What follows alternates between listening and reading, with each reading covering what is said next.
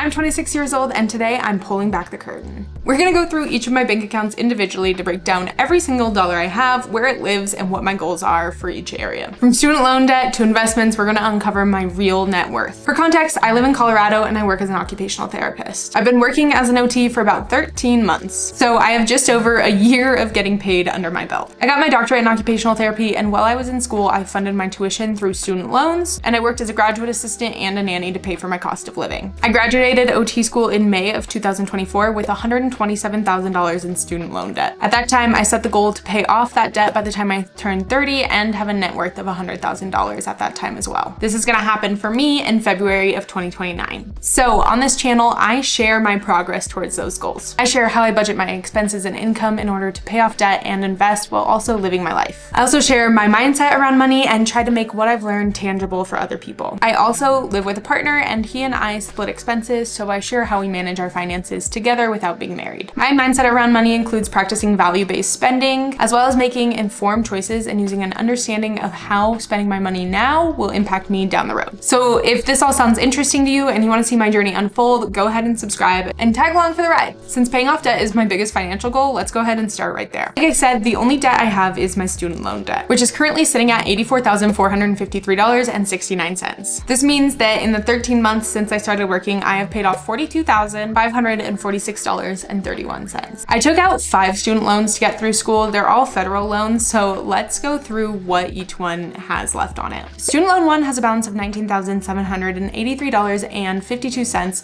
with an interest rate of 5.28%. Student loan 2 has a balance of $20,011 with an interest rate of 5.28%. Student loan 3 has a balance of $27,400 and an interest rate of 6.28%. Student loan 4 is entirely paid off. Student loan 5 is the loan that I'm currently focused on. It currently has a balance of $17,258.35 and an interest rate of 6.54%. My minimum payment for these loans every single month is $1,060. And then I try to put a total of $1,960 towards my debt at the very least. If I can put more, then I do. But I only put more money towards my loans after I've hit all of my other targets. So what are those other targets? Like I said, debt payoff isn't my only goal. I am also simultaneously trying to invest. Right now, I'm doing what I consider to be the bare minimum with investing. Especially because I'm so young, the way that the cookie crumbles and the way that the maths is, it doesn't make sense for me to put all my money towards my debt because every dollar invested in my 20s is worth 2.5 times more than a dollar invested after I turn 35. So slowing down my debt payoff just a little bit makes sense in order to invest more. Now, the last time I made one of these videos, I was hardly investing at all, and that's because through 2024, my goal was just to get a head start on my loans and really get the ball rolling. Starting in 2025, I had the goal of maxing out my Roth IRA to increase my investments. So what I've been doing in 2025 is maxing out that Roth IRA as well as investing up to my match in my 401k, which I started doing when I was eligible for a 401k last August. So starting with the Roth IRA, I currently have a balance of $5,558.98 invested. I technically opened that account in August of 2024, but didn't start seriously investing until January of 2025. Since I opened my account in August of 2024, my investments are up 17.48%. This translates to a total earning of $419. Considering that that is entirely passive income and it adds up to almost a month's worth of my contributions to that account, it does make it really motivating to invest, and you can kind of see how this would increase. Even though it's relatively small, I do think it's empowering to show you what can happen if you get started in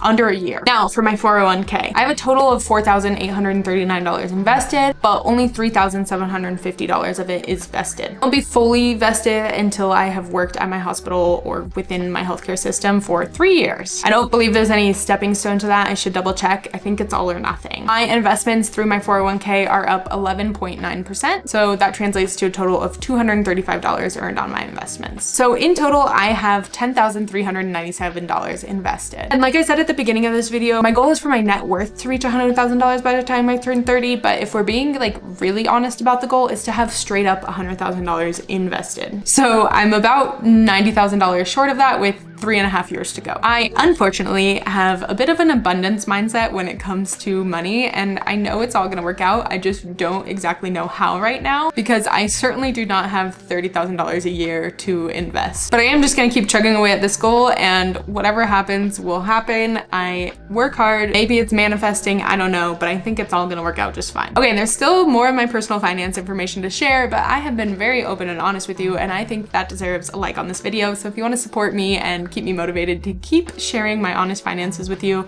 like this video. It really does help support my channel. Now let's get into my savings and just straight up cash. I keep a couple different savings accounts, and I keep them in separate banks. The first is my emergency fund, which I keep in a high yield savings account in its own bank. This account earns me 3.44% interest every year. I do nothing with this interest except for let it accrue, because my emergency fund is technically fully funded to what I need it right now, but I do want it to be higher eventually, so I'm just gonna let that money sit in the account. My goal for my emergency fund was $10,000, which is about 4 months of expenses for me. It currently has $10,548.55. I would like to eventually work towards a 1-year emergency fund, which is why the $30 a month that this account earns me, I just let hang in that account because I'm not currently funding it from my own income. Ultimately, while I pay off debt, it doesn't make sense for me to have more than a 4-month emergency fund. But real quick, there is some very famous financial advice flying around out there that says that if you are paying off debt, you shouldn't have more than $1,000 in your emergency fund. And don't get me wrong, I think $1,000 is an incredible place to start and an achievable goal for most people. But what emergency is a $1,000 emergency fund gonna cover? Like realistically, a new set of tires is more than $1,000 a month. Most Americans have a deductible that's more than $1,000, and that doesn't even count your max out of pocket for your health insurance. The biggest emergency that I can think of would be a medical emergency, and $1,000 just isn't gonna cut it. So I think you can save and pay off debt concurrently, but obviously it's gonna slow down both processes. Again, my belief with finances is that in order to have true control of your money, you also have to understand what impact your choices have on you. So the best way to start is just by running a debt payoff calculator and seeing what would happen in different situations. Let's say you have $500 a month left over. What would happen if you put $250 towards debt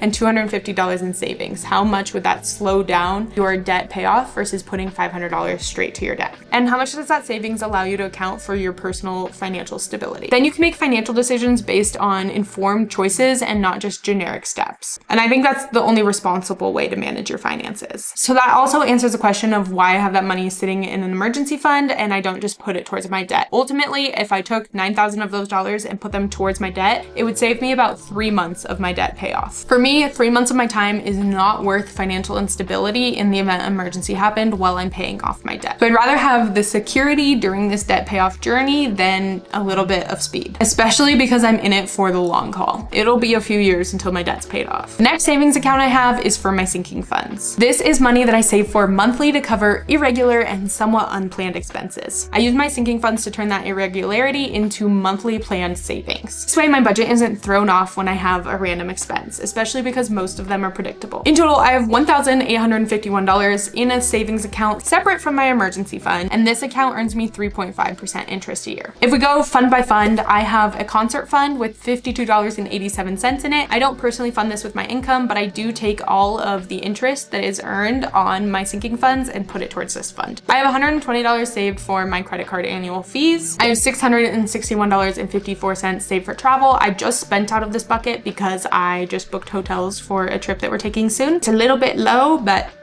I'll save back up. I have $331 saved for my ski pass. I'll be due to pay for that pass in a couple months here, so that one's looking a little heavy. And then I have $525 saved for car maintenance. Car maintenance is definitely an expense that I don't really know when it'll happen, but it's nice to have a little bucket of money in the event that it does. I have $161 saved for gifts, and most of my gift spending comes around Christmas, so we are working on building that up in the next few months. I also have an HSA that my employer contributes to, and then I also contribute $40 a month to. This account currently has $2,307 in it. I'm not maxing this out right now, even though it's triple tax advantaged and yada yada yada, and I'm simply not doing that because I have not taken the time to understand what investing in this kind of account would look like in terms of spending down the road and how that would impact my finances and taxes and all the things. And right now I don't have an extra $8,500 a year to put towards an investment goal that I don't understand. Is this costing me money? quite possibly. But that's also just the cost of not doing research. And I recognize that cost. I will learn eventually. It's not a priority right now, but I will learn eventually when I have a little bit more financial flexibility to put towards aggressive financial goals. But right now, even if I did understand, I just don't think I have the money to put that direction. Now for my checking account. So all of my money flows into one bank and then I move it around to the different savings accounts at the different banks. This bank is a local credit union, so it has no fees. Almost. I'll explain. At this bank, I have a checking and a savings account, and I think I'm gonna close the savings account. I was using the savings account as kind of a slush fund, but the only issue is that I don't keep much more than $1,000 in there, and if the account ever dipped below $1,000, I got charged fees, and the interest just wasn't high enough to cover those accidental fees. And because I'm using it as a slush fund, it would occasionally drop below that amount, essentially making $1,000 of my own money inaccessible to me. Now, if the interest rate were significantly higher than a high yield savings account, this would be beneficial for like an emergency fund or something, but it's not. It is right around the 3%. So tying up $1,000 of my dollars actually doesn't make any sense. And what I'm going to do is I'm just going to move that into my checking account and use $1,000 as my imaginary zero. When my bank account